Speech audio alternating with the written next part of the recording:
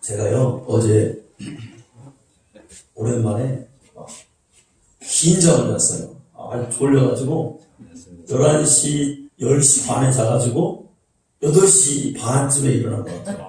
그러니까 엄청 잤죠. 근데 하나님께서 좋은 잠을 주셨는데 제가 한 꿈을 꿨어요.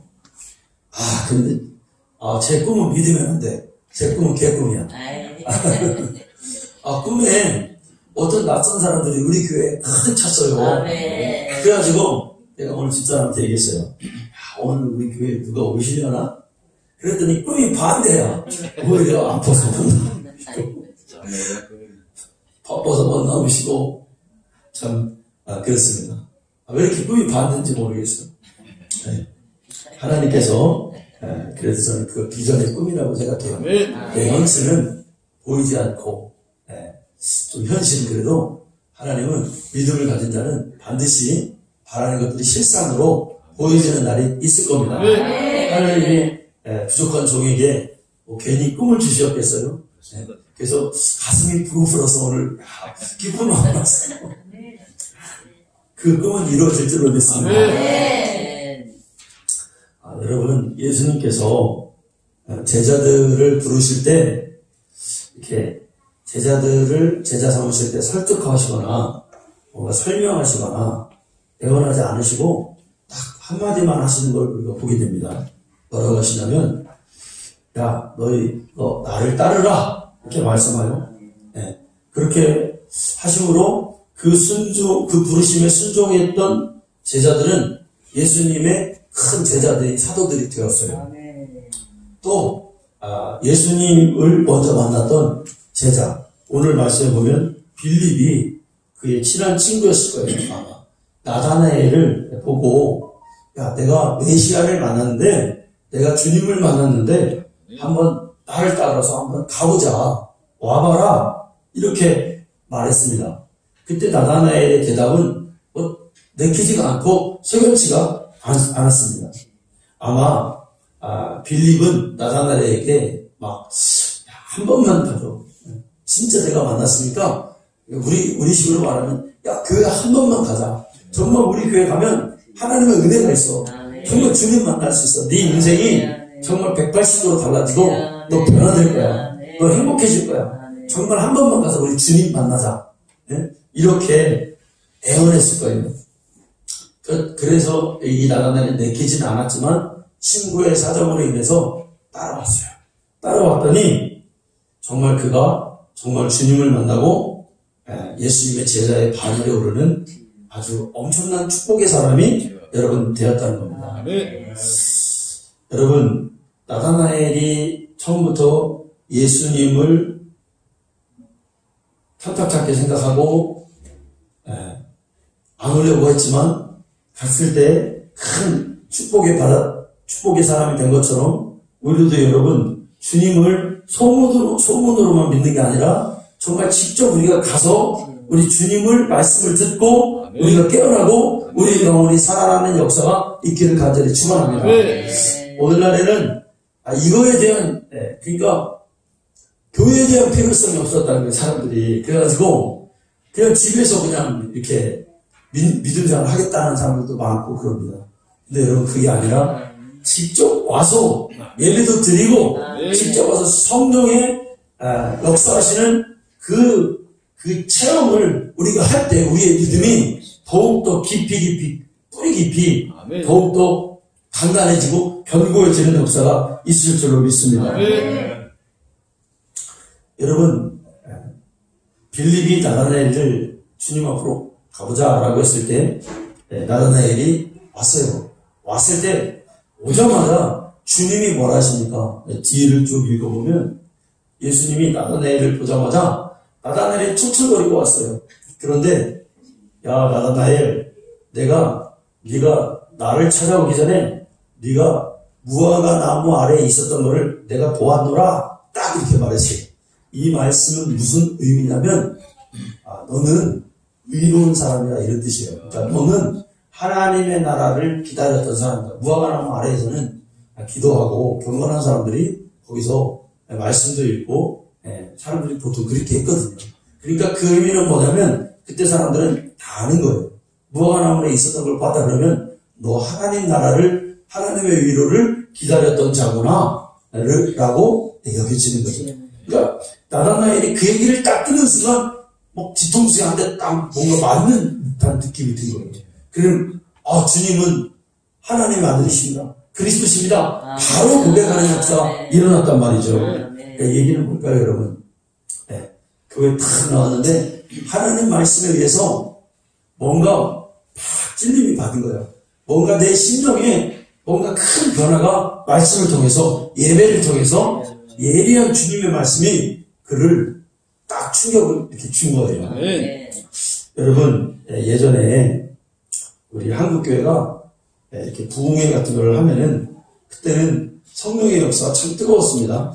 그러면은 누구든지 교회를 처음 오는데도 부흥회 한번 가면은 가자마자 성령의 역사가 뜨거우니까 그냥 그 자리에서 주님을 막 믿고 성령 체험을 하고 하나님의 어떤 놀라운 임재를 그런 것들을 경험하는 일들이 많았죠. 우리는 여러분 어떤 그런 성령의 공동체가 되려면 어떻게 해야 되냐? 끝까지 막 우리가 성령의 역사하면 한번 그냥 팍 불탔다가 휘꺼지고 한번 은사 받았다가 휘꺼지고 그런 게 아니에요. 여러분. 그러니까 성령의 역사는 어떻게 불을 타느냐가 아니라 얼만큼 오래 타느냐가 문제예요. 그게 더 중요해요. 그러니까 막 끝나게 옛날에 여러분 우리 쌀교를 데우잖아요. 쌀교를 데우면은 쌀교는 한 번에 팍 타지 않습니다. 그게 속부터 막 겉은 연기만 나고 꺼져 있는 것 같은데 속을 이렇게 뒤집어 보면은 흙을 파보면은 빨간 불들이 있어요. 그게 끝나게 하루 종일 타. 밤새도록 타잖아요. 성령의 역사는 그렇습니다. 그래서 한 번에 딱 휘어지는 거는 이거 아닙니다. 이게 아니라 어떤 공동체가 그렇게 하나님 앞에 처음부터 끝까지 쓰임받고 불이 뜨겁게 겨우 이렇게 불을 쬐보면 또 따뜻하거든요. 계속 그렇게 타는 거는 뭐냐? 끝까지 기도하고 끝까지 말씀 붙잡고 소망을 놓지 않는 교회가 성령 앞에 쓰임받게 될 줄로 믿습니다. 한번 휙 타고 한번 없어지는 건 의미 없어요. 끝까지 꺼지지 않고 얼마 동안 오랫동안 지속되느냐, 이것이 우리에게 관건인 거죠. 거기다가 감자나 고구마 좀 탁 묻어가지고 탁 그러면 그거 있잖아요. 아멘? 그렇게 돼야 돼요. 우리 교회에 감자 같은 사람, 고구마 같은 사람이 와요. 그러면은 교회에다 우리가 뜨거하게 뜨거워가지고 조금 있다 보면은 홀딱 다 잃어버렸어. 예수의 사람이 돼버렸어. 이런 역사가 여러분 있기를 원합니다. 대개요, 은혜를 누구를 받냐면, 저는 이렇게 청년사역, 중고등부 사역을 한 20년 정도 했잖아요, 제가. 그런데 이 아이들을 이렇게 보면은 누가 하나님을 만나냐면 수련회를 이렇게 가잖아요. 그러면 꼭 안 가는다는 놈들이 있어요. 나는 죽어도 수련회 안 갑니다. 그거요, 덥고요, 막 수련회 가면 너무 힘들고요, 하루 종일 앉아있고요, 교육받고요, 말씀만 들으니까요, 집에서 못 가겠어요, 선생님. 근데 그 아이들을 반강제적으로 데리고 가면 꼭 누가 은혜 받아요? 그놈이 은혜를 받더라. 그래서 강제로라도 데리고 가는 거예요. 우리 시온성교회도 중고등부가 생겨나기를 간절히 축원합니다. 기도하세요, 여러분. 중고등부가 교회 학교가 생겨나기를 원해요. 그렇게 2021년도에는 하나님이 우리 교회를 축복해 주시려고 합니다. 모든 부서들이, 전 세계 부서들이 다 있기를 원해요. 예전에 제가 전도사 때 제일 기억에 남는 두 아이가 있었어요. 민환이하고 경수라는 아이였어요. 얘네들은 교회를 그냥 다니든 말든 막 그냥 해. 억지로 나와. 막 제가 가가지고, 걔네 집에 가가지고 꼭 자기네 집에서 앉아. 학교 갔다 토요일 날이면 친구들하고 이렇게 모여서 자. 그러면 친구들 틈에 가가지고 세수시켜서 깨워서 머리 감겨. 또 머리 안 감으면 또 교회 안 나와, 걔들은. 그래서 머리 감겨. 직접 손으로 감겨줘. 그렇게 하고 깨워가지고 옷 입혀가지고 대충 교회 데리고 옵니다. 교회 데리고 오면 이제 예배를 드리죠. 그 맨날 데리러 가야 돼, 그렇게. 그런데 수련회를 가는데, 야, 목사님한테 저한테 그러는 거예요. 전사님, 나는 이번에 수련회 절대로 안 갑니다. 나는 죽어도 안 갑니다. 나는 빼놓고 준비하시라고. 아예 걔들은 한 달 전부터 광고를 해. 나는 안 간다. 그러냐? 그래서 제가 계획이 있었어. 억지로 진짜 그렇게 하면 진짜 안 가니까, 마음 상하게 안 가니까, 그래요. 네가 이번에 네 뜻대로 해라. 그래, 안 가도 전사님 그냥 서운하지 않으니까 그냥 너 푹 쉬어라. 네. 그 기간 동안 이렇게 해놔요. 그리고서는 수련회 당일날 딱 됐어. 딱 돼가지고 어떻게 했냐면 일주일 보내놔요. 보내놓고 걔 집에 있잖아요. 제가 걔네 집에 갔어요. 아파트 밑에서 전화합니다. 이나나 전사님 잠깐 들렸어. 기도만 해주고 전사님하고 잠깐 바람 좀 쐬고 응? 그러고 전사님 수련회 가려고 네 얼굴 보고 가려고 그럽니다. 그러면 그냥 가지 뭐하러 오셨어요? 그러다 네가 꼭 보고 가야 돼.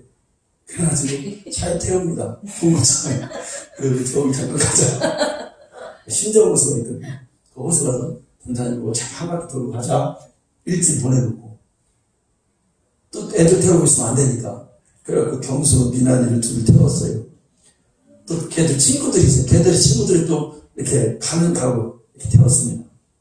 그래가지고 에라 모르겠다 하고서는 그냥 봉고차를 그 길로 그냥 쏘는 거예요. 수련회 장소까지. 그때 우리 시골교회에서 제가 이제 주최해서 했는데 그냥 브레이크 안 밟고 그냥 쏘니까 애들 어디 가니? 그래가지고 몰라도 된다. 일단 따라오라 하고 갔어요. 갔더니 뒤에서 10원짜리, 100원짜리 막 여기만 날라오는 거예요. 이놈들이. 그래서 에이 그러거나 말거나 거기서나 수련회장까지 가갖고 내려. 하고서는 오늘부터 3박 4일 수련회다. 거기서 수련회가 시작했어요. 그러니 얘들이 뭐 예배를 제대로 드리겠어요. 아니면 뭘 하겠어요. 그래서 그때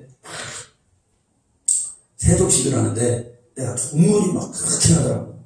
걔네들은 눈물이 그때 우리 집사람이랑 이제 뭐 하고 하는데 정말 울면서 세족식 해주고 그때 성령의 역사가 강력하게 일어났어요. 그러니까 얘네들이 뒤집어 버린 거예요. 와, 그런 일도 있더라고요. 절대로 난 얘는 성령 충만 안 하고 은혜 받을 것 같지 않은 애들이 강권적으로 그냥 하니까 하나님이 덮어버리더라고요. 그러니까 걔네들이 뒤집어져가지고 나중에는 얼마나 충성을 하고 나중에는 군종으로 군대를 가더라고요. 아멘. 이렇게 안 온다는 사람들이 있어요. 우리도 포기하지 말고 그런 사람들을 진짜 강권적으로 해서 하나님의 사람으로 우리가 인도하는 역사가 있기를 간절히 축원합니다. 아멘. 여러분 소문만 들어서는 우리가 주님의 참 제자가 될 수 없습니다. 그분 앞에 직접 나와서 이적을 체험하고 가르침을 받아야 그분이 하나님의 아들이신 것을 우리가 알게 돼요. 예전에 그랬죠. 우리 시골에 최의사라는 사람, 부모님이 믿었는데 이 사람은 하나님 믿긴 믿어. 그런데 교회는 안 나와. 근데 헌금만 해. 좋은 믿음이 아니에요. 직접 나와야 된다는 거예요. 우리의 믿음은 여러분 처음부터 위대하지 않습니다.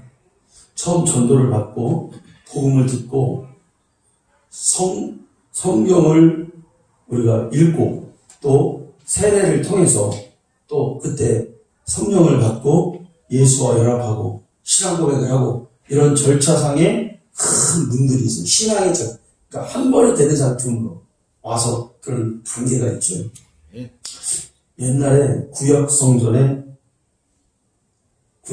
보면 하나님의 임재의 어떤 경험하기까지는 절차의 그런 관문들이 있습니다. 그게 구약성경을 이렇게 보면 그게 하나님의 임재 지성소로 가기까지 그 거쳐야 되는 모든 기구들 또 경험들 이런 것들이 다 우리 믿음의 여정을 얘기하는 거죠. 여러분 성전이 있으면 동서남북이 있어요. 그러면 들어가는 문은 서쪽에도 없고 동쪽에도 없고 남쪽에도 없어요. 딱 동쪽에 있는 문 하나밖에 없습니다. 동쪽에 있는 문. 그게 뭐냐? 예수 그리스도를 가리키고 교회를 가리켜요. 아멘. 여러분, 제가 언젠가 우리 성도님들에게 우리 교계의 기가 막힌 아주 놀라운 일들을 우리 성도님들에게 교육을 할 겁니다. 그게 뭐냐? 우리가 정말 저 사람이 하나님의 종이다, 복음주의자다, 정말 성경의 사람이다, 성령의 사람이라고 했던 사람들이 종교적 혼합을 통해서 그들이 쏟아놓는 말들이 얼마나 모순이 있는지를 여러분들도 아셔야 돼요. 그러니까 지금은 누가 옳다 이게 따라가면 안 되고, 절대로 우리는 뭐를 따라야 되냐? 하나님의 말씀 따라가야 돼요. 나는 말씀 따라가 신앙생활 하겠다라는 우리 결단과 각오가 우리 마음 가운데 서 있어야 돼요. 그래야 사람 따라가지 않죠. 만약에 여기 있는 저도 말씀에 입각해서 하지 않는다면 여러분 따라올 필요는 없는 거겠죠. 그렇잖아요. 네. 아주 놀라운, 우리가 말도 안 되는 종교 다원주의, 혼합주의들이 얼마나 많이 우리에게 침투되어 있는지를 우리가 알 필요가 있겠지요. 여러분, 교회 아니면, 그러니까 하나님의 구원은 성경과 교회를 통해서 거기서 역사가 일어나는 거예요. 아멘? 네. 예를 들어서 WCC가 있다고 해요. 그러면 그 사람들이 그 WCC를 신봉했던 자들, 지금도 신봉하고 WCC가 괜찮다, 잘못되지 않았다 라고 말하는 사람들이 우리 교계의 지도자들이 많이 있거든요. 의외로 많아요. WEA도 마찬가지고. 그러면은 그 사람들의 어떤 그런 얘기를 이렇게 들어보면은 결론이 어디냐? 다른 곳에도 구원이 있다, 이렇게 되는 거예요. 여러분, 아니죠. 구원은 성경에만 있어요. 예수에게만 있어요. 교회에만 있다는 거예요. 그러니까 다른 문으로 가면 안 돼요, 여러분. 북쪽에 문 없어요. 네, 서쪽에 문 없어요. 어디에만 문 있냐? 동쪽에만 문. 아멘. 네. 동쪽으로 들어갑니다. 동쪽으로 딱 들어가면은 성소에 딱 들어가면은 만나는 게 뭐예요? 처음 만나는 게 물두멍과 그 다음에 번제단이죠. 그리고 그거를 지나서 그 절차를 지나지 않으면 그냥 성소로 들어가면 이 사람은 죽음을 당해요. 그러니까 하나님이 인정하지 않는 믿음이에요. 그걸 지나요. 만나가 들어. 그럼 성소에 들어가면 거기 뭐 있어요? 떡상과 또 향이죠. 말씀과 기도, 그걸 통해서 이제 예수 그리스도의 휘장을 지나서 지성소로 들어가. 거기 들어가야 누가 있어요? 주님의, 하나님의 임재가 있는 거예요. 아멘. 자, 그럼 우리가 교회 문을 딱 들어가서 열고 들어옵니다. 신앙의 길에 첫 발을 내딛습니다. 그러면 거기에 뭐가 있어요? 딱 보면 물두멍이 있어요.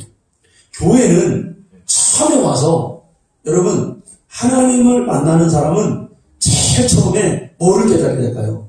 내가 하나님을 만났어.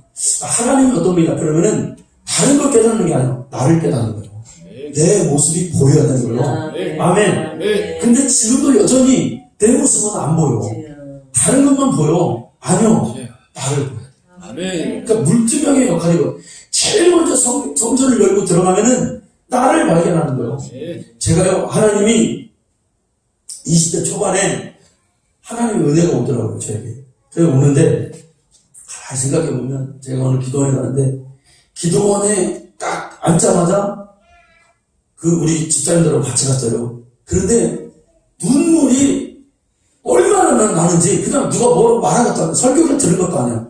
그냥 딱 무릎을 꿇고 가방을 딱 내려놓는데, 그냥 나도 알 수 없는 눈물이 계속 나오는 거예요. 그런데 그 전부터 이미 하나님이 저에게 은혜를 다 주신 거예요. 그러면서 친구들 멀리하게 하고, 내가 좋아하는 거 멀리하게 하고, 하나님이 기뻐하지 않는 거 서서히 멀리 하시더라고요. 그래서 그런 결단과 각오가 내 안에서 막 이렇게 오더라고요.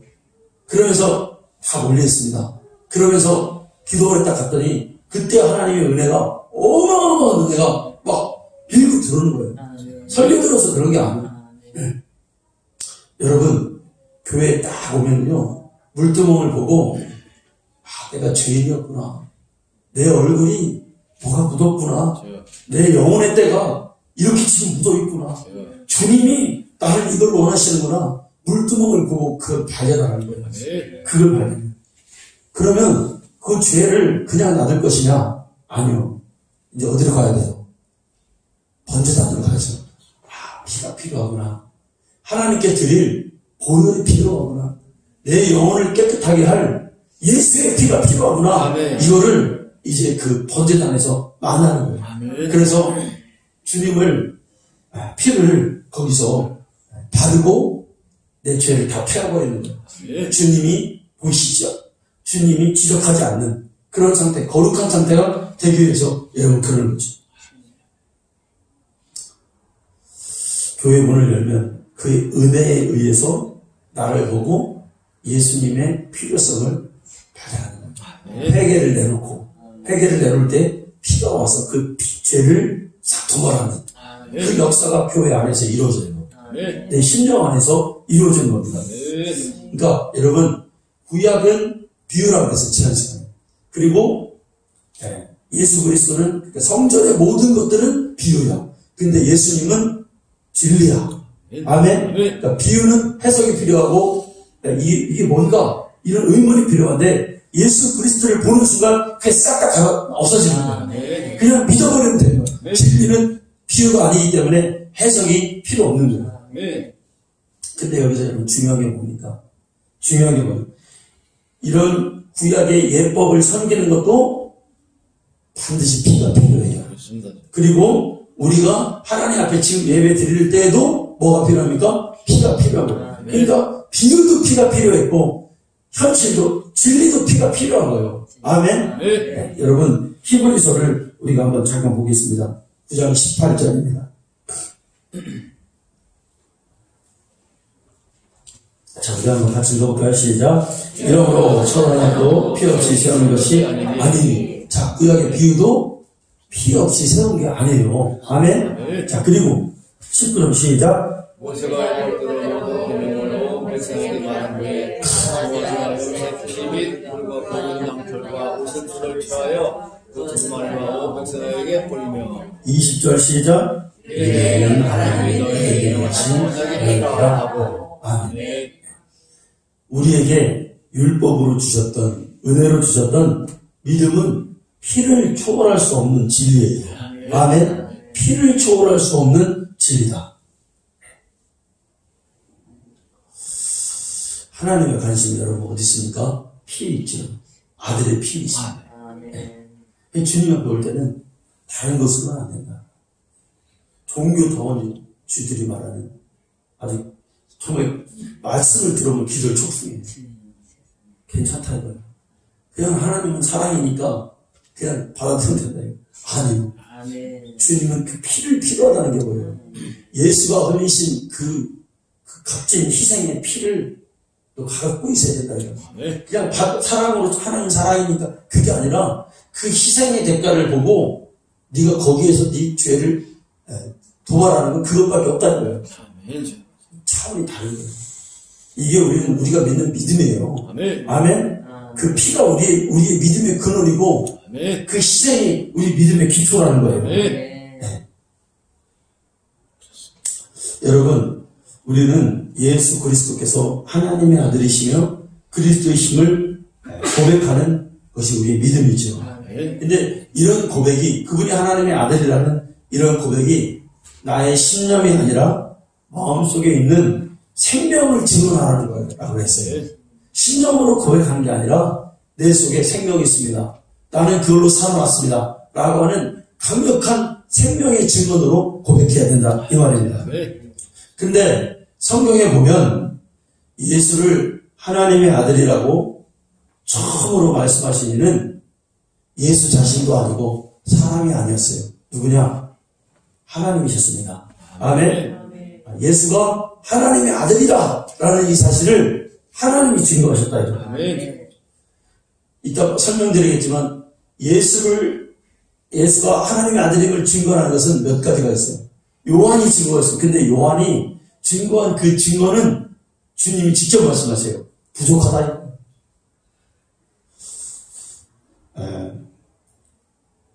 성경에서 예수님을 향해서 이는 내 사랑하는 아들이다. 내가 너를 기뻐하노라. 라고 하늘에서 음성이 들려요. 그게 여러분 몇 번 들렸을까요? 우리가 성경을 쭉 읽어보면 나오잖아요. 하늘에서 예수님을 향해서 이는 내 사랑하는 아들이요 내가 기뻐하노라. 이 말이 음성이 막 들려요. 몇 번 들렸을까요, 여러분? 몇 번? 3번 들렸어요. 3번. 언제 들렸나가 중요해요.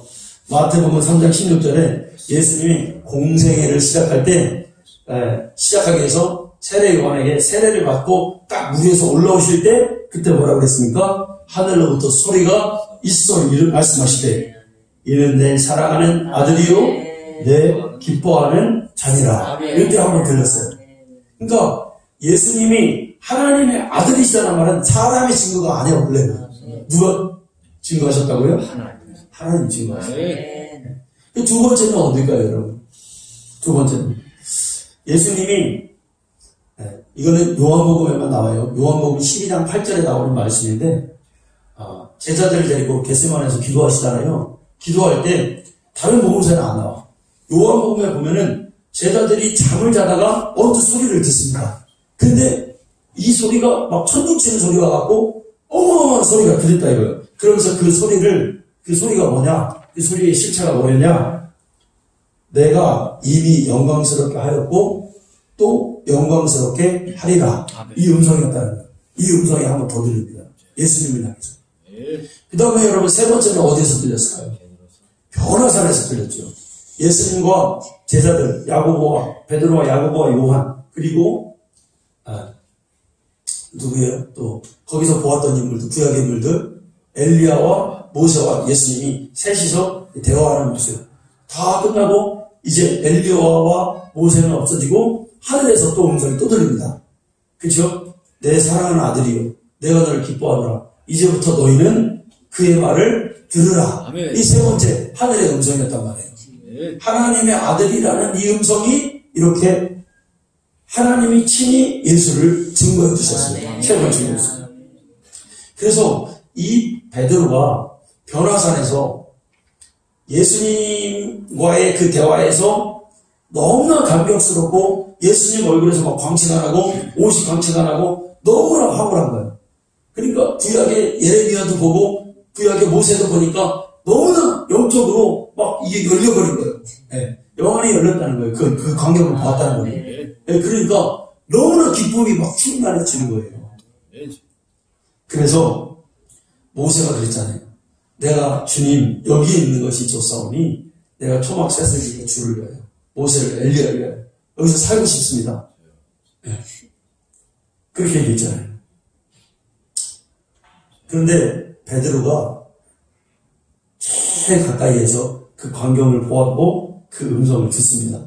그래서 베드로 후서 1장 16절부터 18절에 보면은 베드로가 이 광경을 자기가 적었단 말이에요. 그게 성경이 되는 거예요. 아멘? 아멘. 자, 성경이 어떻게 예수를 증언하는지를 그 과정을 여러분에게 보이는데 첫째, 누가 증거하신다? 하나님이 하늘에서 증거하셨고 그 광경과 영광을 본 자들이 성경을 기록합니다. 아멘. 그리고 이 성경은 그냥 우리가 읽으면 안 되는 거예요. 뭘 통해서 이 성경이 진리가 되는 거예요? 성경이 진리가 될 때는 언제입니까? 여기 있는 제가 우리 성도님들에게 설교를 하는데 그냥 설교를 하면은 사람의 소리 들을 게 진리가 되는 게 아니에요. 성령이 운반하셔야 진리가 되는 거예요. 아멘. 그러니까 성령이 증거되는 거예요. 아무나 그러니까 이게 진리를 받아들이는 게 아니라 성령의 운반되는 소리를 듣는 자가 성경이 진리가 되는 거잖아요. 아멘. 그래서 우리가 성경 충만해야 됩니다. 성령 없이 됩니까? 네, 성령님 없이. 자, 여러분 베드로후서 1장 16절에서 18절 한번 우리 봅시다. 16절 한번 여러분들 읽어보세요. 시작. 우리 주 예수의 행동과 강력함을 너희에게 알아가는 것이 분명히 많은 이야기를 따른 것이 아니요 우리는 그의 시험을 증거하노라. 베드로가 뭐라고 말해요? 우리 주 예수 그리스도의 능력과 강력하심을 너희에게 알게 하는 것이 교모히 만든, 예수를 증거하는 것이 교모히 만든 이야기를 따르는 것이 아니라 우리가 어떤 소리를 듣고 어떤 사람들이 하는 교묘히 그런 말을 듣고 하는 게 아니다. 우리는 그의 크신 위엄을 친히 본 자다. 아멘. 이게 성경이 된 거예요. 자, 17절입니다. 자, 읽어요. 시작. 지극히 큰 영광 중에서 이러한 소리가 내게 참여 내 기뻐하는 자라 하실 때 그가 하나님 아버지께 존귀와 영광을 받으시리라. 하늘에서 소리가 들렸구나. 내 사랑하는 아들이요 내 기뻐하는 자라 하실 때 하나님 아버지께 존귀와 영광을 받으신다. 하나님이 영광 받으시는 건 여러분 뭐예요? 우리가 예수를 믿는 거예요. 아멘. 우리가 뭐 봉사하고 이런 것도 있지만 첫째는 뭐냐? 그 아들을 믿는 것이 하나님을 믿는 거예요. 아들을 보는 것이 하나님을 보는 거예요. 성경 다 그렇게 나오잖아요. 아멘. 그러니까 하나님의 영광 받으심은 직통으로 하나님 영광 받으시는 게 아니라 누구를 통해서? 예수를 통해서 영광 받으시는 거예요. 그렇게 되는 겁니다. 자, 그러면 18절입니다. 한번 읽어요. 시작. 이 소리는 우리가 그와 함께 거룩한 산에 있을 때부터 하늘에서 나는 것이다. 이건 변화산에서 사건을 얘기하는 거구나. 스스로 된 게 아니라, 그러니까 예수를 증거할 때, 제자들이 증거할 때 자신들의 이렇게 경험한 것을 이렇게 그들이 말하는 걸 보면 사사로운 얘기를 들어서 한 것이 아니에요. 자기들이 직접 그 예수의 영광을 보고 하늘의 소리를 듣고 증거해서 성경을 쓴 게 성경이 된 거예요. 여러분, 요한도 마찬가지잖아요. 말씀이 육신이 되어 우리 가운데 거하시니 우리가 그 영광을 보니 하나님 아버지의 독생자의 영광이요 은혜와 진리가 충만하더라. 아멘. 예수를 보고 그의 영광을 본 거예요. 하나님 아버지의 영광을 본 거예요. 그 안에 있는 영광을 본 거예요. 근데 그 영광이 언제 드러났다고요? 그의 육체가 깨지는 순간 그 영광이 확 나와버린 거예요. 이 세상에. 아멘. 그가 육신에 있을 때는 잘 몰랐어요. 근데 하나님 아버지에 있는 영광이, 그 안에 있는 영광이 십자가를 통해서 그 육신이 찢어지는 순간 이 세상으로 비춰졌다 이거예요. 그게 구원이 됐어요.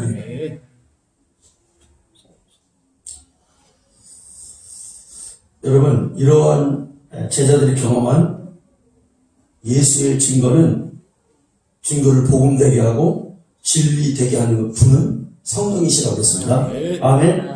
요한복음 14장 26절에 보면 보혜사곧 아버지께서 내 이름으로 보내실 성령 그가 너에게 모든 것을 가르치고 내가 너에게 말한 모든 것을 생각나게 하리라. 아멘. 성령이 오셔서 이거를 생각나게 하시고 예수에 관해서 말하는 것을 그분이 증거하심으로 진리로 증거되게 하신다고 그랬어요. 여러분, 믿음은 어떻게 생깁니까? 우리의 믿음은 들으면서. 들으면 아무거나 듣는 게 아니라 뭐를 들어야 돼요? 그리스도의 말씀으로 말미암아 되느니라. 이 마지막 때에는 하나님의 말씀을 어떻게 듣느냐가 중요한 거예요. 아멘. 어떻게 듣느냐가 중요한 거죠. 진리로 듣느냐. 그러니까 진리로 들어야 되는데 어떻게 진리가 되느냐. 이 들었던 말씀들이, 이 성경이 나에게 성령이 증거하실 때 진리가 된다는 것입니다. 그래서 성령은 예수의 사람들의 영혼을 성령 삼고 오셔서 세상이 알지 못하는 신령한 일들을 우리에게 깨닫게 하시고 그의 능력을 또한 나타나 주심으로 인해서 그분이 하나님의 아들이시고 그를 보내시려가 유일하신 하나님이심을 여러분 우리 가운데 자꾸 믿음으로 자라게 하시죠. 여러분, 오늘도 저는 여러분들에게 이것을 10년 가운데 믿음의 씨를 막 뿌립니다. 그럼 자라나야 돼요. 아멘. 여기서 끝나는 게 아니에요. 근데 이 믿음이 자라는 거는 그냥 자라는 게 아니더라고요. 성경의 비유를 보니까 하나님의 말씀을 씨인데, 믿음의 씨인데 이게 길가에 뿌려져요. 그러면은 새들이 와서 먹어버려요. 새들은 그 성경에서 뭐라 그랬습니까? 마귀예요, 마귀. 마귀가 나도 모르게 다 뺏어가는 거예요. 내 믿음의 씨를. 빼앗기지 말아야 된다고요. 어떤 사람은 돌짝밭에 뿌려졌어요. 그래가지고 처음에는 좀 이게 자라다가 이게 돌짝밭이라 뿌리가 내리지를 못하는 거예요. 다 돌짝밭이. 돌짝밭을 걷어내고 옛날에 여러분 밭을 가면 돌들 밭에 그렇게 나왔습니다. 할 일이 뭐냐면 돌 골라내는 게 밭에서 돌 골라내는 게 일이었어요. 왜 돌이 있으면 잘 안 자라니까. 그럼 여러분 돌이 있으면 어떡합니까? 들어가지고 확 던져버리잖아요. 막 저쪽으로. 그게 막 나중에 수북히 쌓이고. 근데 그놈의 돌은 왜 이렇게 나오지? 계속 나와. 제가 어렸을 때 밭을 우리 큰 밭이 있었는데 일구는데 제가 그 집을 이사 나올 때까지 맨날 밭을 골라내서 수십 년을 골라서 형님들과 근데 맨날 나와 맨날 어디서 그렇게 나오는지 가시덤불이 있어 막 새 물질의 염려와 이런 염려 때문에 이게 자라지 않는 거거든요.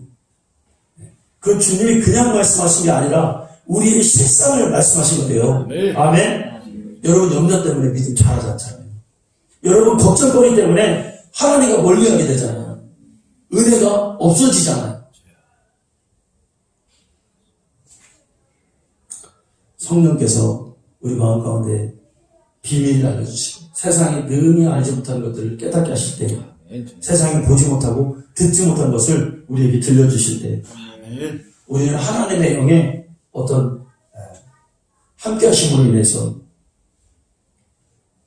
성령의 그 강력한 확실한 증거를 인해서 하나님의 세계를 의심하지 않습니다. 그러니까 우리의 의지와 우리의 어떤 감각으로는 하나님을 의심할 수밖에 없는 존재로 우리는 되어 있어요.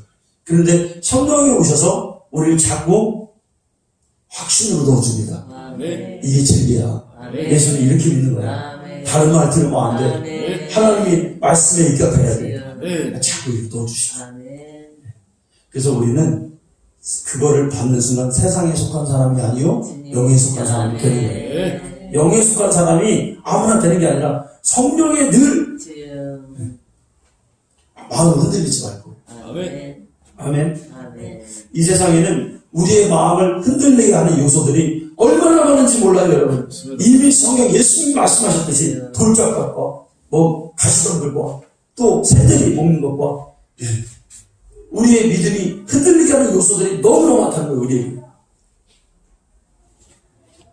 여러분, 성경이 말하는 오늘 성경 제목은 성경이 말한 그 이제 설교가 본론이 다음 주부터 지금부터 시작된 거예요. 다음 주에 쭉 가는 거예요. 성경은 그를 어떻게 말했느냐, 어떻게 오신다고 말했느냐. 예수님이 12월 25일 날 오셨잖아요. 뭐 그날이 태어난 예수님이 진짜 그날 태어나신지는 의문이 많이 있겠지만, 근데 오신다고 했는데 성경이 말한 그분은 어떻게 오시느냐. 첫째, 여자의 후손으로 오십니다. 아멘. 여인의 후손으로 오신다. 그리고 실제로 그분은 여자의 몸에서 오셨어요. 마태복음 1장 18절입니다. 자, 우리 마태복음 1장 18절 말씀.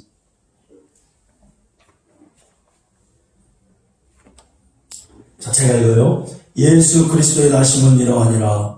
그의 어머니 마리아가, 그러니까 예수 그리스도의 나심은 이러하니라. 이거는 뭐예요? 이게 성령으로 들려야 돼요, 우리가. 그러니까 이게 뭐예요? 아, 주님이 우리에게 예수님이 어떻게 나셨는지를 말씀해 주겠다는 거예요. 그런데 우리의 믿음은 성경이 그러한가를 상고하는 데 있잖아요. 아멘. 그러면 어떻게 나시냐? 구약에서 어떻게 나시냐고 했냐? 여인의 후손으로 나시라고 했다. 그러면 진짜 그런가? 하고 우리 봐야 되겠죠. 자, 예수 그리스도의 나심은 이러하니라. 같이 시작. 그의 어머니 마리아가 요셉과 결혼하고 동거하기 전에 성령을 드는 것이 나타났더니. 아멘. 그러니까 한마디로 말하는 거예요. 이 말씀이 예수님은 여인의 후손으로 왔다 이거예요. 구약의 말씀처럼 성취되었다 이거예요. 이걸 믿는 것이 우리의 믿음이다 이거예요.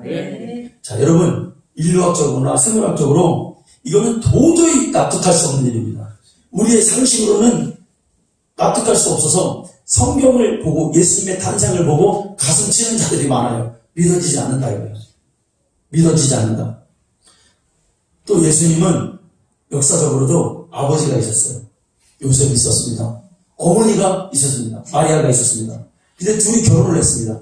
결혼해가지고 예수님이 탄생하고 그 뒤로 예수님의 동생들 야고보, 유다, 그 다음에 요셉, 그 다음에 시몬 이런 그 예수님의 동생들이 많이 태어났고 그에 또 여동생들도 성경에 보니까 있었던 것 같아요. 그러니까 누가 봐도 예수님도 저 형제들에 섞여서 부모님이 있으니까 그렇게 태어났지 성령으로 인도돼서 여인의 후손으로 낳겠느냐. 그러니까 성경을 보면은 예수님의 그 이러한 역사적 사실에 사람들이 잘 알고 있는 사람들이 나사렛 동네 사람들이었어요. 그래서 예수님의 친척들과 동네 사람들은 예수님이 별 얘기를 다 하고 내가 그리스도가 하나님의 아들이라 표적과 이적을 보여주셔도 믿지를 않았어요. 무슨? 저 사람은 형제들도 있고 부모가 있는 거를 우리가 다 아는데 우리들이 다 보았는데 어떻게 저 사람이 메시아냐? 어떻게 여인으로 옷은 성령으로 잉태된 자냐? 라고 계속 반문하고 믿지 않는 거예요. 그리고 더 심지어는 예수님이 전파하는 그 천국 복음을 회방합니다. 하물며 여러분, 세상 사람들이 예수를 선뜻 하나님이라고, 하나님의 아들이라고 믿고 받아주겠냐 이거예요. 왜? 과학이 너무 발달해서 생물학적, 이거 물리적으로도 이거 불가능한 일이라 이거예요. 불가능한 일이잖아요. 근데 성경은 뭐라고 말합니까? 예수님이 말씀하십니다. 나는 사람의 증거를 받아야 하지 않고 하나님께서 나를 증거하시는 그 증거를 받는다. 왜냐? 사람의 증거는 참되지 않다. 다만 아버지께서 나를 증거하시는 증거만이 참되다. 예수님 그렇게 말씀하시다. 아멘. 우리가 예수를 증거하는 것도 여러분 그래서 성령의 운반하는 소리로 제가 자꾸 얘기하는 경우는 성령의 소리로 들려져요. 저도 기도합니다. 아버지 하나님 어제 저녁부터 기도해요. 내 소리가 육신의 소리가 아닌 성령의 운반하는 소리가 되게 해주세요. 성령의 운반. 목이 나가가지고 지금 얘기하는 게 뭐 빛을 세우는 게 좀 어렵습니다. 그래도 성령의 소리로 진실하게 들리게 해주세요. 요한이 예수님에 대하여 증거하였습니다. 요한은 구약에서부터 엘리야의 신정을 가져서 예수님의 메시아에 오실 길을 미리 예비하는 자가 여러분 요한이었죠. 그리고 그는 그 사명을 받기 위해서 이 땅에 왔어요. 그가 와서 이 세상에서 와서 세례를 주는 것은 여러분 세례를 요단강에서 주었던 이유는 두 가지라고 그랬어요. 첫째 뭐라고 그랬습니까? 사람들의 죄를 해결시켜서 하나님께 돌아가기 위한 것이고 너희들 죄인이니까 세례를 줌으로 인해서 이렇게 너희들이 몸이 씻기는 것으로 인해서 깨끗해지는 것처럼 하나님께 돌아가라. 세례를 받고 돌아가라. 그 하나의 이해였어요. 요한복음을 읽어보면 요한이 세례를 주는 건 뭐냐면 나도 그를 알지 못하였으나 내가 그를 알고자 그가 누구인지를 알고자 하기 위해서 세례를 내가 지금 베풀고 있다. 요한복음에 나오고 있어요. 왜 그렇습니까? 이 세상은 모두가 죄인인데 하나님의 아들만이 죄가 없어요. 그러면 세례 받으러 온 사람이 죄가 없는 자가 그 분별이 가능하니까 아들을 찾기 위해서 예수를 찾기 위해서 하나님의 아들을 찾기 위해서 세례를 베풀었다고 하네요. 아멘. 이 중요한 사실이에요. 그런데 이런 요한의 증거도 사람의 증거예요. 아멘. 그래서 예수님이 뭐라 하냐면 이 증거가 부족하다라고 뉘앙스로 말씀하세요. 그게 어디냐? 요한복음 5장 31절부터 보겠습니다.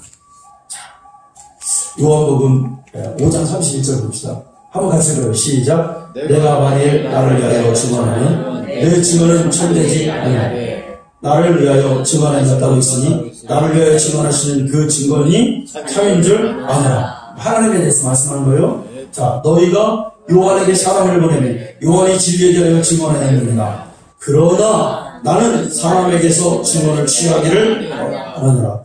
다만 이 말을 하는 것은 너희로 구원을 받게 하려 함이라.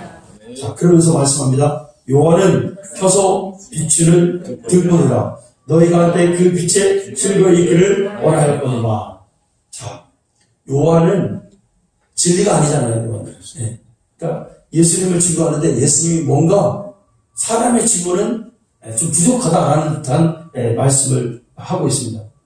그러니까 한마디로 사람은 하나님을 증언할 수 없어요. 진리는 진리만이 증언할 수 있어요. 아멘. 이 사실을 우리가 알고 있어요. 요한이 아무리 예수님을 증거했지만 그것은 부족하다. 그러니까 하물며 요한도 그런데 우리들이 예수님을 말하는 것은 더 부족하겠죠. 그럼 누가 예수님을 증언해야 그것이 참된 증언이 될까요? 그러면서 예수님이 요한복음 5장 36절부터 말씀해 주세요. 자, 보겠습니다. 36절. 내게는 요한의 증거보다 더 큰 증거가 있다. 분명히 예수님이 말씀하셨어요. 내게는 요한의 증거보다 더 큰 증언이 있습니다. 아버지께서 내게 주사 이루게 하시는 역사, 곧 내가 하는 그 역사가 아버지께서 나를 보내신 것을 나를 위하여 증언하는 것이요. 나왔어요. 그럼 요한보다 더 큰 증거가 내게는 있다. 뭐예요? 아버지께서 나에게 주시는 그 역사. 그러니까 아버지께서 나에게 성령을 주셔서 내가 이 세상에 드러내었던 하나님의 표적과 이적이 그게 나를 증언이었대요. 아멘. 자, 37장 7절 보세요. 읽습니다. 시작. 또한 나를 보내신 아버지께서 친히 너를 위하여 증언하셨느니라. 아멘. 네. 너희는 아무 때도 그 음성을 듣지 못하고 그 형상을 보지 못하였습니다. 자, 나를 보내신 아버지께서 친히 나를 증언하셨느니라. 하나님의 증거, 하늘의 음성 같은 거. 자, 그런데 하나님께서는 물론 예수님을 향하여 3번 음성을 들려주셨지만 구약에 보면은 증언들이 많이 있어요. 예언이 그 증언이었어요. 선지자들이 다 누구를 증언해요? 한 분을 증언한단 말이에요. 이렇게 간다 그랬죠? 이렇게. 한 분을 향해서 증언하죠. 그 예수를 증언하고. 그 다음에 율법이 예수를 율법은 비유였잖아요. 근데 그 비유가 그 그림자가 그 실체를 향해서 가고 있는데 그 실체가 누구였어요? 예수 그리스도. 아멘. 다 그 성전의 모양이 다 뭐예요? 그 피가 필요하다. 피를 가지고 나와라. 네? 아멘. 아멘. 말씀을 읽을 때도 그 피를 들고 여러분 피를 잡아서 번제단부터 피를 잡아서 내 죄를 확인 다음에 번제단부터 피를 잡아서 성소로 들어와서 말씀을 보고 떡상에서 말씀을 보고 그 다음에 기도하잖아요. 그러니까 피를 들고 있는 상태예요.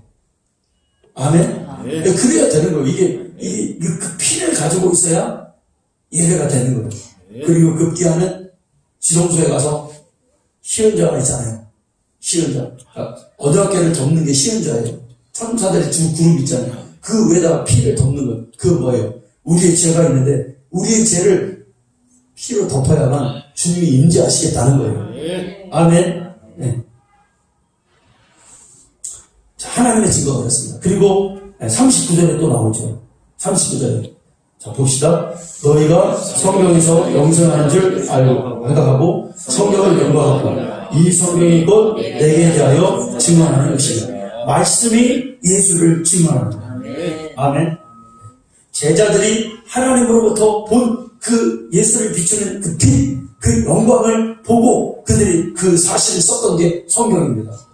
그런데 이 성경은 우리에게 그냥 오지 않는다는 사실. 성령의 운반을 통해서 진리된다는 사실. 자, 여러분, 표적이 예수를 증거한다고 그랬어요. 하나님의 나라는 말에 있지 않고, 여러분, 능력이 있다고 했습니다. 아멘.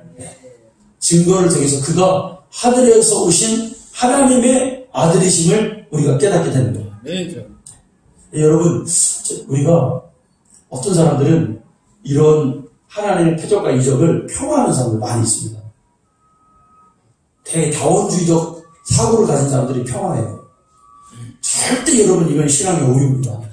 말씀이 있으면 말씀 그대로 믿는 거예요. 아멘. 야, 무슨 뭐 기적이 일어났다고 뭐 그러냐. 물론 거기로 빠져 들어가면 안 되죠. 분명히 오늘 말씀에 그 표적이 나를 증거한다 그랬어요. 아멘. 우린 그러니까 우리가 주님의 권능으로 표적을 구하는데 뭔가 신비에서 구하는 게 아니라 이게 예수님이 하나님의 아들 되심을 증거하는 표적이기 때문에 그 표적을 우리가 구하는 거라 이거예요. 아멘. 근데 놀라운 것은 주님이 나사로를 살리는 현장이 있었잖아요. 나사로가 나흘 동안에 죽어서 무덤에서 냄새가 나고 있는데 주님이 나사로가 나오라 하고 그런 죽은 자를 살리는 표적을 일으켰잖아요. 그런데도 그거를 보고도 안 믿는 사람들이 있어요. 놀랍죠, 여러분? 놀라워. 그걸 보고 바리새인들한테 가고 일 듣는 사람들이 있어요. 성경을 보면. 그뿐입니까, 여러분? 예수님이 죽었다가 십자가를 두 개 다 봤잖아요, 사람들이. 그런데 죽으셨다 3일 부활하시고 40일 동안 제자들과 함께 있어요. 그런데 그 40일 동안 제자들이 함께 있다가 이제 감람산에서 승천하시는데 그때도 뭐래요? 아직도 안 믿고 시험하는 자들이 있대요. 예수님 그걸 보고도 안 믿어요. 이게 인간의 한계입니다. 여러분, 사람들은 어떻게 천녀의 몸에서 사람이 나올 수 있냐? 천녀가 임재할 수 있는가? 여러분, 만일 하나님이 하신 일을 우리가 자연 법칙으로 이해하려 한다면 그는 영원히 하나님의 자녀가 될 수 있는 불행한 사람이에요. 아멘. 그러니까 이게 성령이 하신 일이기 때문에 성령의 증거를 받아요. 성령이 제일 잘하실 거야. 성령께서 그 일을 주도하셨잖아요. 여자의 몸에서 잉태하게 하신 게 성령으로 잉태한 거잖아요. 그러니까 성령이 제일 잘하셔요. 그러니까 제일 증거를 받아야 할 게 누구예요? 우리는 사람은 못 봤어요. 성령이 잘하고 성령의 증거를 받아요. 그리고 성령이 해야 될 그게 의무죠. 하나님 앞에서. 사람이 할 수 없는 것을 하나님이 하시는 줄 알고 하나님은 자기의 뜻대로 무엇이나 능히 하실 수 있는 전능자임을 믿는 것이 우리 믿음의 여러분의 기본입니다. 아멘. 자, 창세기 3장 15절에 뭐라 했습니까? 아담이 죄를 지은 이유로 내가 너로 여자가 원수가 되게 하고 내 후손도 여자의 후손과 원수가 되게 하리니 여자의 후손은 내 머리를 상하게 할 것이요 너는 그의 발꿈치를 상하게 할 것이니라. 이때부터 이미 여자의 후손이 나왔습니다. 이때부터 신앙생활은 이 세계는 창세기부터 계시록까지 가는 게 뭐예요? 하나님의 사랑과 믿지 않는 자들과 이 충돌이 일어납니다. 그러니까 예수 그리스도와 마귀는 창세기부터 계시록까지 싸움이 성경의 여러분 하나의 주된 어떤 흐름의 중에 한 가지란 말이에요. 아멘. 그러니까 믿지 않는 자가 믿는 자들, 그러니까 다른 영을 가진 자들이에요. 말하자면 우리가 여러분 시편에 보면 하나님이 없도하는 자는 그 마음이 어리석다고 그러잖아요. 시편에 그 말씀이 많이 나옵니다. 근데 그 어리석은 사람들이 어떻게 생각해요? 자기가 인생을 자기 마음대로 사는 사람들이에요. 하나님 뜻대로, 그러니까 다른 영을 가진 거예요. 그렇습니다. 이건 완전히 여러분 다른 개념이요. 네, 그렇습니다. 이게 뭐냐면 창세기부터 때부터 갈라져 있는 아멘. 하나님의 사랑과 공의를 구분할 줄 알아요. 다른 영을 가졌다니까요. 그래서 그 사람은 아무리 얘기해도 여러분 이런 게 있잖아요. 딱 이 사람과 얘기를 해보면은 아무리 예수님에 대해서 얘기를 하면은 이 사람은 벽에 부딪히는 말 같아요. 받아들이지 않습니다. 그게 누구예요? 공산주의자들이에요. 공산주의자들은요 다른 영을 가졌어요. 그래서 그 사람들과 아무리 얘기를 해도요 느낌이 달라요, 여러분. 이게 또 완전히 다른 거예요. 다른 거예요. 물과 기름이 아니 물과 기름보다 더해. 물과 기름은 그릇 속에 들어가긴 하죠. 그런데 이거는 여러분 깨달으시고 여러분 느끼시기로 하나님이 없다는데 거기에 이의를 달잖아요. 여러분 이사야 7장 14절에 뭐합니까? 주께서 친히 징조를 너에게 주실 것이라. 보라 처녀가 잉태하여 아들을 낳을 것이요 그 이름을 임마누엘. 처녀가 아들을 잉태할 것이다. 계속해서 우리에게 하나님이 주시죠. 여러분 성경은 인간의 사고방식을 말하는 것이 아니라 하나님이 하시는 일을 말하는 거예요.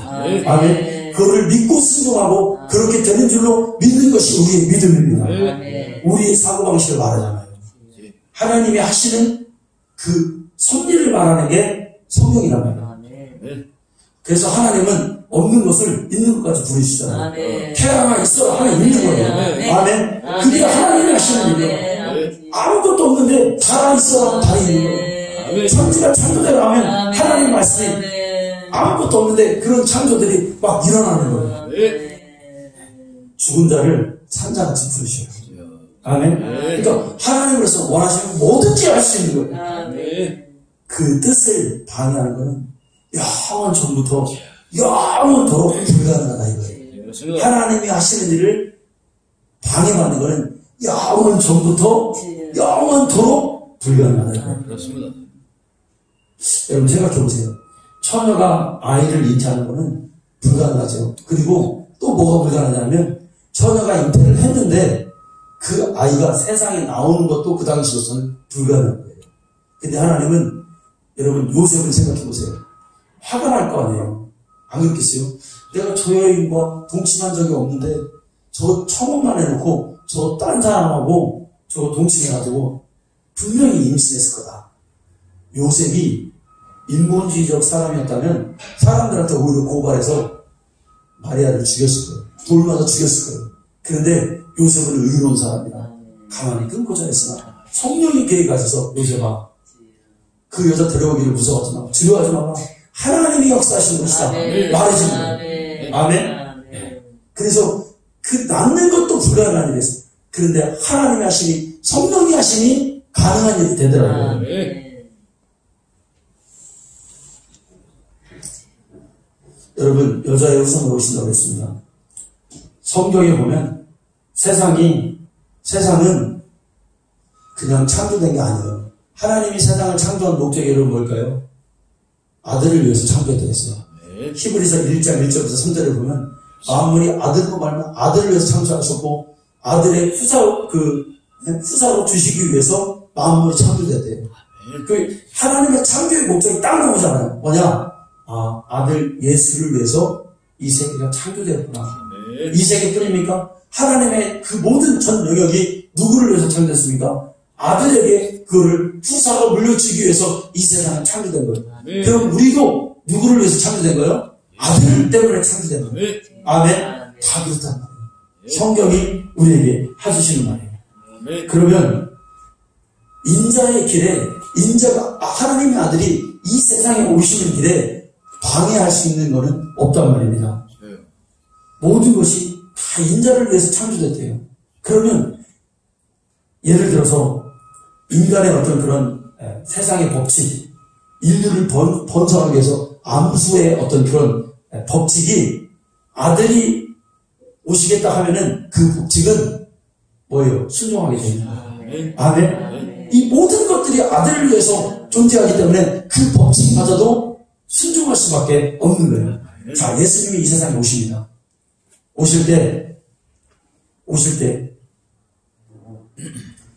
모든 자연들이 여러분 단 그 어떤 것도 여러분 아들의 아심에 불순종하는 것들이 있던가요, 여러분?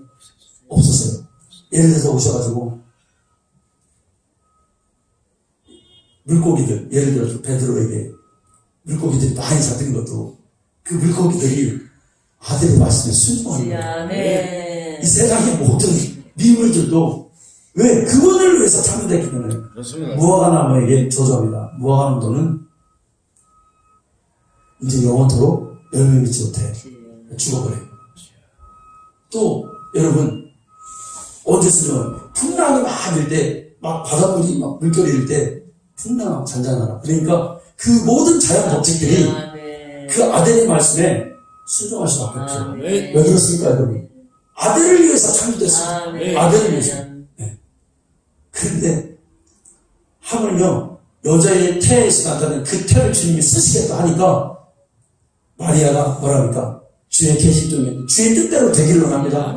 그러니 거기 쓰시는 거예요. 아멘. 불순종할 수 없죠. 근데 하나님이 없다는 자들, 그 사람들만 불순종하는, 영이 다른 사람들 불순종, 멸망으로 가는 거죠. 여러분, 제가 이소부화에 보니까 호랑이가요 토끼를 잡아먹으라고 합니다. 토끼를 막 잡아먹는데 토끼가 꾀가 있잖아요. 토끼야, 호랑이야, 내가 너보다 훨씬 더 힘세. 넌 나를 못 이겨. 겁을 줬어요. 그러니까 호랑이가 멈추sob니다. 이 조그만 게 까불어. 내가 너보다 힘이 세다, 약하다고? 그러니까 토끼가 내가 증거를 내줄게. 너 나 따라와.